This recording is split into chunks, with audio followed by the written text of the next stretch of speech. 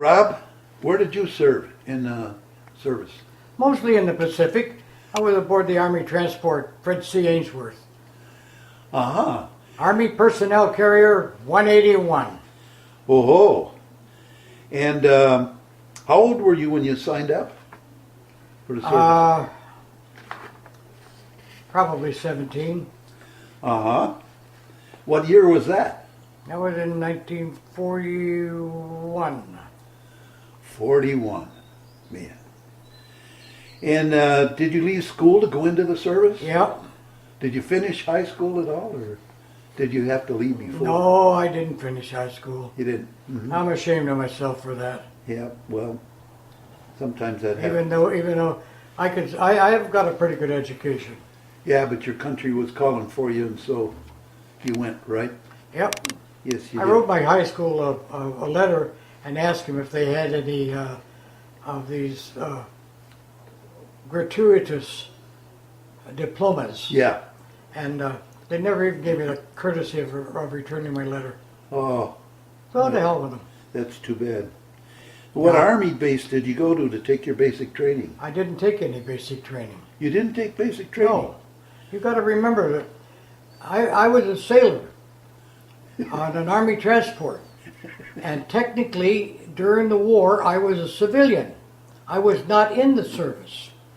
Okay. Okay, I was a civilian. I was a Merchant Marine. a merchant seaman. Yeah. Okay, and we manned the ships for the Army Transport Corps, and we had our own uniform, our khaki shirt, a black tie, khaki pants, tunic, Yeah. and regular seafarer hat. But we were not technically in the service. We were civilians. Well, I'm sure none of us heard that there were Army guys working on ships. Well, this No. is true, but Yeah. we were honestly civilians, and we did not get military status until 1985. Here you go. That's when Congress said, "Send your papers in to us. We'll look at them, and we will issue you your discharge from whatever corps we think you belong." So I sent my seaman's papers in, and my ship I was on, and everything else, and lo and behold, I got a military discharge from the Department of Transportation, War Department of Transportation, and especially for service on Army transports. So did they label you as a merchant marine at that time? No, No? no, I got my discharge from the Department of Transportation, Yeah. U.S. Army. Okay. All right. Where did you spend most of your time at sea? Most of the time in the Pacific, And around the Hawaiian Islands, the Aleutian Islands, and a couple others. I can't remember the names of them. yeah. Is there one particular place that you docked at quite often to load up in the United States? Yeah, or yeah. Where was that? We took soldiers from. God, hon, what was the name of that Army base? It was in San Diego. And we would go there and we would load up. Our ship was big enough to carry about 1,600 soldiers with all equipment. Wow. And our ship traveled through the water at 28 knots. Well, you mean good speed, sure. Oh yeah, that's good. We could even get a little more out of that if we pushed her. But we didn't want to take a chance of Uh-huh. hurting the engines. Did you have any anti-aircraft guns on that ship? You betcha. We had nine 37 millimeters on the port side promenade deck, and we had 9 on the starboard promenade deck. Well, tell me about, did you have any responsibility for any of the guns, or? Yeah, but it was strictly a civilian volunteer. The Navy gunners were aboard our Army ship. Oh, okay. And the lieutenant come down and talked to us one day, and he asked us as crew members, he said, "Well, would any of you want to volunteer to learn to do part of the training, to learn to be a trainer for the gun, for elevation and swing and stuff Yep. like that, in case one of my boys should get wounded or something, and we don't have to lose the sight of the gun." So naturally, I'm a 17-year-old volunteer with a stars and stripes tattooed across my chest, So I said, sure, I'll do it. So I went up every Tuesday and every Wednesday, and I learned to be a trainer. And I stood behind me. You had a diagonal metal shield this way, and then one down to about maybe 8 inches off the deck. This crank up here took care of elevation of the gun. Yep. And this one down here, one was this way and one was this way down here. And this one down here took care of the swing, Yeah. right or left. Yeah. Then the gunner was in the cradle. So it was all mechanical in those days. You had to crank those. I had to listen to the gunner. He didn't pay attention to that big old sight. He'd tell me up, left, right. Oh, okay. And I had to learn by his tone of voice how much he meant when he said up. If he said up, I just threw a little bit. If he said up, I gave her a hell of a lot up. Well, I put it up, and we got so that we could knock that parachute out during practice. Bingo, just like that. Okay. Did you have any reason to use it for Japanese planes coming in? Nope. Well, that's fortunate. Nope, they were very fortunate. Okay. But we got to be crack guys. Him and I became good gunners and trainers. Good. That sounds exciting. What kind of cargo did you normally haul along with the transport? Was that called an attack transport at all? I was on an attack transport, but it was a lot of crew. It was room for soldiers. no, it was an Army personnel carrier. Okay. Army personnel 181. Mm-hmm. Okay. And we carried about 1,600 to 1,700 soldiers with full equipment. Wow. How many men did you have in the crew? Oh, let's see, there was one, two, I'd say we had I'm not talking particularly about the guns. No, I know. How many You're talking on board about, the ship were about the crew? crew. Well, we had first, second, third mate. And then we had 1, 2, 3, 4, 5, 6 on deck every 4 hours, and 8 hours. And we worked 4 on, 8 off. Yep. Familiar with that. Been there, done that. Did you get a chance to work in the chow hall? No. I was a deck man. I was a deck man. Did you like the food on board? Damn right, boy. Good eating. I was seasick for 16 days straight. Now you guys don't know what sickness is until you get seasick once. Don't forget I was through a typhoon I understand. for 5 days. Yeah, I understand. You know what I'm talking about. And? And I was laid in my bunk for about 8 or 9 days, just sicker than a dog. Finally, the chef come up, the cook come up. Yeah. He asked me, he said, Rob, how you feeling? I said, I don't feel worth a damn. He said, now don't get smart with me and don't throw up on me, but he said, I brought you some food to eat. Yeah. And you're going to eat it. Yeah. I said, I don't want to eat anything. Yeah. He said, I don't care what you want. You're going to eat this. And he brought me up a dish of cold, chilled strawberries. Oh boy. And I said, I really don't feel like eating. He said, I know you don't. He said, but I want you to eat this. Force it down if you have Yeah, to. you need it. So I did. By God, it stayed down. And Yep. from that time on, I never got seasick again. Uh-huh. Did you have other duties on board ship? Oh, sure. Yes, I did. We cleaned the deck. We checked the survival necessities Yeah. on all the lifeboats. We Yeah. checked the launching of the lifeboats. We chipped paint, and then we got buckets of paint out and we repainted where we chipped. Yep. They do that just to keep us busy. Yeah, they did that to me while I was going across Yeah, so you the don't get in Pacific trouble. with on a destroyer, and they had me and another guy down in the on a destroyer, and they had me and another guy down in the after steering room, where the automatic arms go for the turning the rudders. Oh yeah, okay. Yeah, we were told to chip the paint off the deck.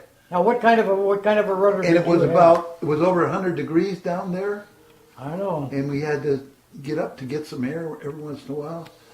But we got that all painted, only to find out the next day somebody pulled a water plug, and the salt water got in Oh boy. and took the paint off the deck. Yeah. So all that was for nothing. Yeah, that was a normal job on if you didn't have anything else to do, you were chipping the deck, right? Yep. And painting. It didn't have to be chipped. It was just something Yeah. for you to do. There you go. Yeah, Otherwise, you'd get your ass in trouble some I way. guess so. I guess so. Okay, what was the farthest west you went in the Pacific? Actually, I think the farthest west was the Hawaiian Islands. Okay. Because we would take and drop soldiers off at Hawaiian Yeah, Islands, yeah. take them from the Hawaiian Islands up to the Aleutian Islands, Yeah. pick them up at the Aleutian Island, take them back to San Francisco, Yeah. you know. Yeah. Well, how long did you serve altogether? Probably, let's see, 41, and we went back through to Panama, probably till 1943, or late, a little later maybe. Were you discharged in 1943? No, I got malaria fever down in Panama. You did. Yeah, and I had to go to the,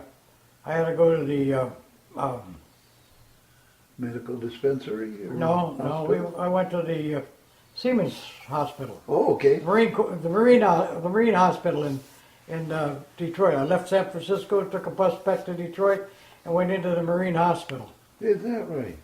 And I spent a little time in there. When I got out of there, I couldn't go back sailing because of my malaria. Yeah. Well, you were from Detroit originally, right? Right. Okay. All right. You know where the Marine Hospital was? Downtown? No, out towards Wyandotte. Oh, okay. River Rouge, Wyandotte? Yeah. That area? Near Yeah. Lucille? Well, it was not quite to Wyandotte, but it was Okay. out there between downtown and Wyandotte, Okay. off of I can't say that I Michigan. remember that. down off of Michigan Avenue. Yeah, yeah. Okay, what kind of work have you done since you mustered out of the service? Well, got a big pad. I've done just about everything you could name. Yeah, I was a deputy sheriff. I was a building inspector for 15 years. I worked in the automobile plants in Detroit for 14, 15 years. wow. How did you get to know this young lady over here? Well, I'll tell you, when I got out of the Marine Hospital, I couldn't go back sailing Yeah, because I had malaria fever and Yeah. it was reoccurring. So I went and applied at this aircraft plant, the old telegraph DeSoto plant for Chrysler Corporation, Yeah. was turned into making wings for the Navy Helldiver. yeah.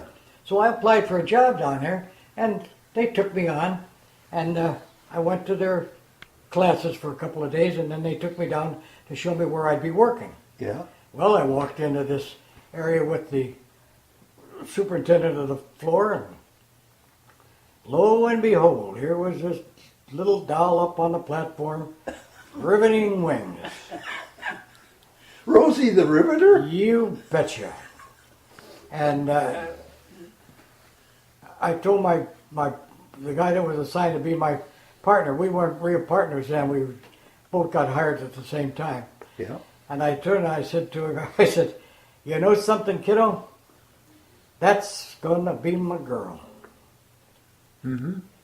And boy, oh, she's just glistened, like she still does. Anyway, we got so that we were going together, and we'd get off work at 11 o'clock. We'd walk all the way from Wyoming Yes. and Michigan Avenue all the way downtown.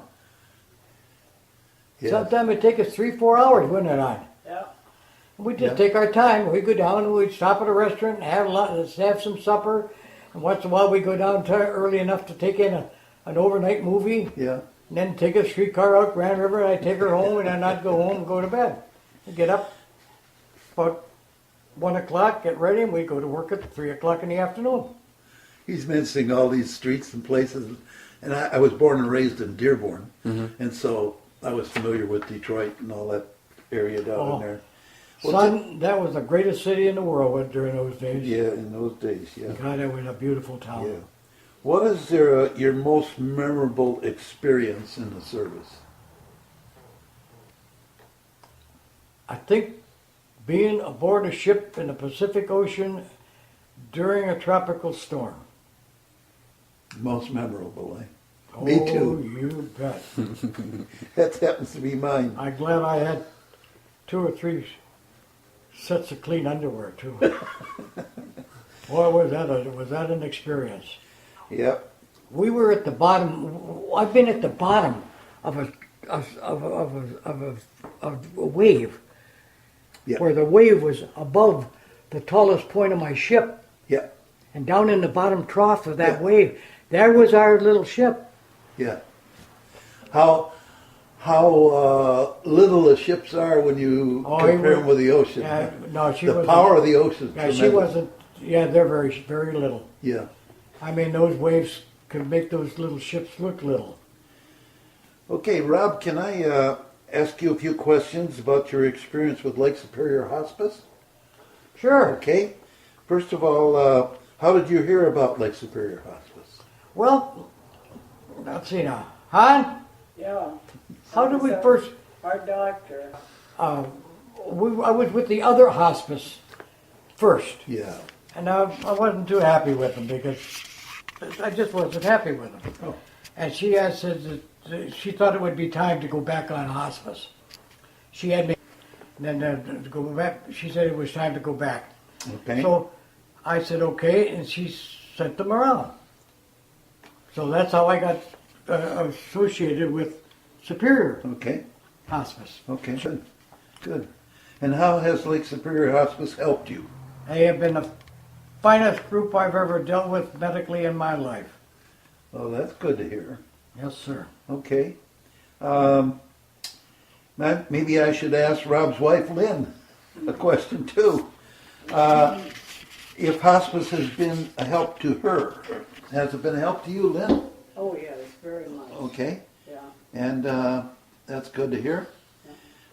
Is there anything that hospice can do to be a better help to both of you?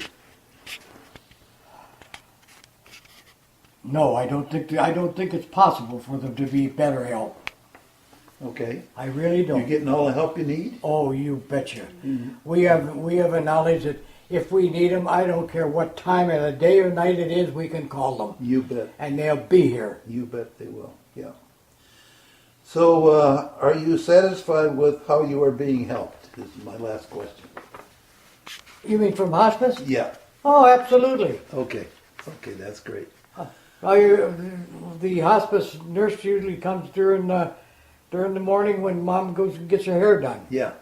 and so that keeps me from being lonesome by myself.